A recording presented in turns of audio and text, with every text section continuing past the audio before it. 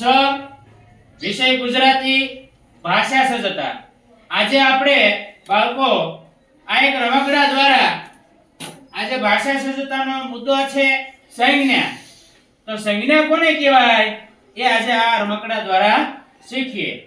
સંજ્ઞા એટલે કોઈ પણ વ્યક્તિ, પદાર્થ, વસ્તુ ને ઓળખવા માટે વપરાતો શબ્દ એટલે કે નામ, એને સંજ્ઞા કહેવાય।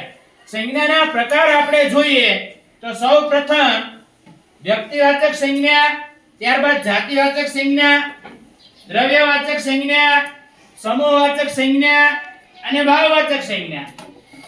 વિસ્તૃત રીતે વ્યાખ્યાની રીતે જોઈએ સૌપ્રથમ પહેલી વ્યક્તિવાચક સંજ્ઞા કોને કહેવાય? કોઈ ચોક્કસ વ્યક્તિ કે સ્થળની ઓળખ આપે તે વ્યક્તિવાચક સંજ્ઞા કહેવાય। દાખલા તરીકે બોટાદ, ભાવનગર, હિમાલય, રાજેશ, વિવાન। બીજો નંબર આવે છે જાતિવાચક સંજ્ઞા।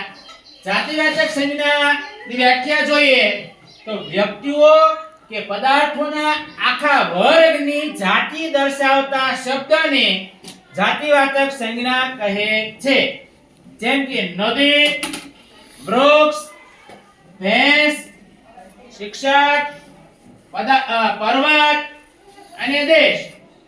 ત્યારબાદ દ્રવ્યવાચક સંજ્ઞા, એની વ્યાખ્યા જોઈએ તો જે સંજ્ઞા પ્રવાહી, ખનિજ, અનાજ વગેરે સૂચવે તે દ્રવ્યવાચક સંજ્ઞા કહેવાય।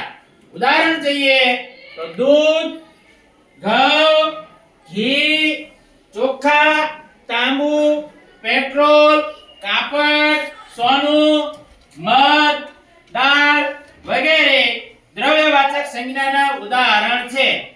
હવે પછીનો ચોથો પ્રકાર જોઈએ તો સમૂહવાચક સંજ્ઞા, જે વ્યક્તિ કે પદાર્થના સમૂહ દર્શાવે તેને સમૂહવાચક સંજ્ઞા કહેવાય છે।